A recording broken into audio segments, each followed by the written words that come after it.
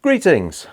We're nearly halfway through Star Trek Discovery Season 3 now, and after watching this last episode, a thought popped into my head. The burn and Tal's melody, are they connected? Now, if this is your first contact with us, welcome aboard. My name's Carl Bromley, and this is the Trekkies Guide to the Galaxy.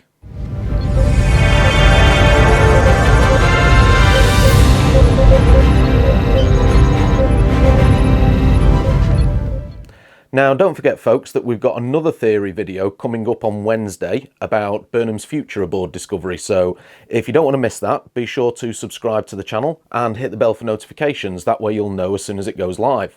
And we've, of course, got our review of Episode 6 later this week, and also our regular Sunday night live show, Let's Talk Trek. But for now, let's look at what we know so far.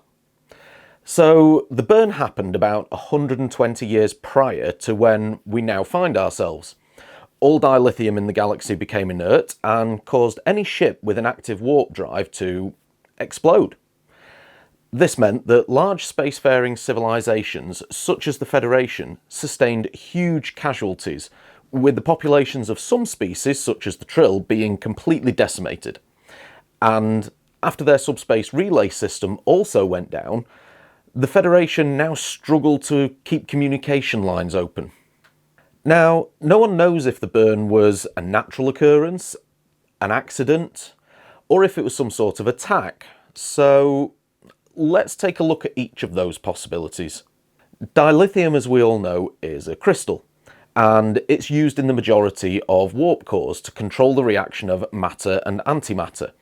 Now, the burn caused all dilithium to become inert, and this would mean that all dilithium became chemically inactive, which would also mean that even the small amount that was left in the galaxy, other than, say, Discovery's stash, simply would not work as that reaction regulator.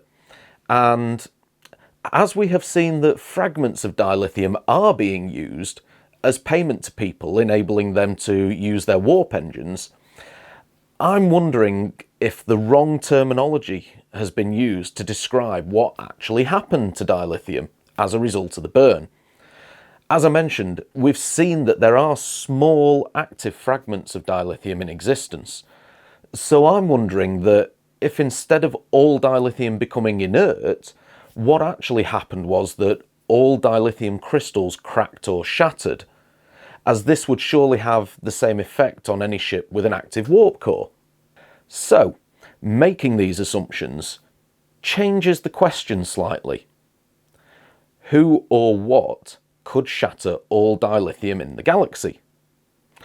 And the thing that pops into my head is resonance. We've all heard the classic example of opera singers being able to shatter glass by hitting the right note. Same thing. Now then, are we onto something? If this were intentional, it would require someone with the ability to transmit a signal strong enough to reach all known space. Now, as I said in my episode 5 review, when you investigate a situation based on the assumption that it was maliciously caused by a person, you need to look at who stood to benefit the most.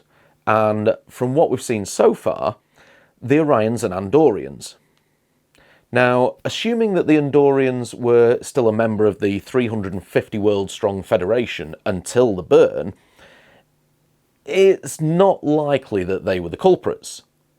So, could the Orions have pulled this off by themselves, and then maybe the Andorians joined them after? I suppose it's possible. The Orions are notorious for their piracy and general malicious nature. There's nothing to say that they didn't come across some sort of technology being developed during a raid that they managed to put to a much more devastating use than it was originally intended for. I mean, we've seen that sort of thing happen before in Star Trek, the obvious example being the Genesis device from the movie era. But they would have also needed a way of shielding themselves from the devastation caused by using such a weapon.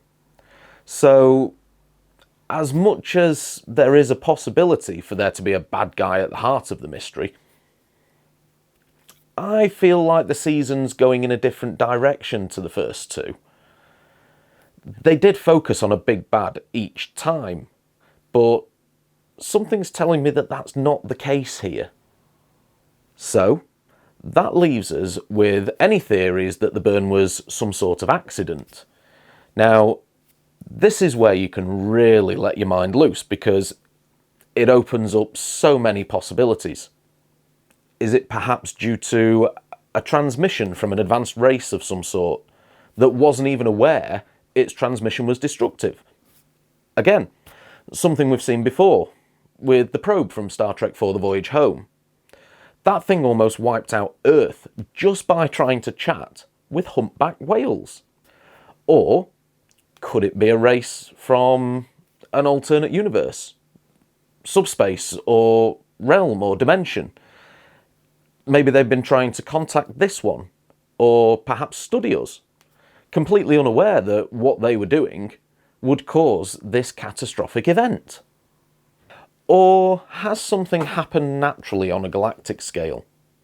I mean, it was mentioned in the last episode that Discovery encountered unexpected spatial and temporal variances when they exited the wormhole that brought them to the future. Their early analysis points to them hitting a pocket of abnormal gravity waves. Now, this point was kind of skimmed over, but let's be honest, there's no real need to have it in the conversation if it doesn't mean anything. So I think we need to take note of it. Could something have happened 120 years ago that altered the frequency of these space-time disturbances, resulting in a devastating effect on all dilithium? And what about the mention during Giorgio's debrief from our mysterious intelligence man that this universe and the Terran one have been slowly moving apart? Could the movement between universes somehow have changed the quantum signature with which all matter in the universe resonates just enough to have caused the destabilisation of dilithium? But then, what about that piece of music we've been hearing in the last two episodes? Again, they've made a point of making a point about that. But so far it's not significant. Everyone just seems to know it. You know, a bit like this. But seriously, why does everyone know it? Did the melody itself somehow cause the burn?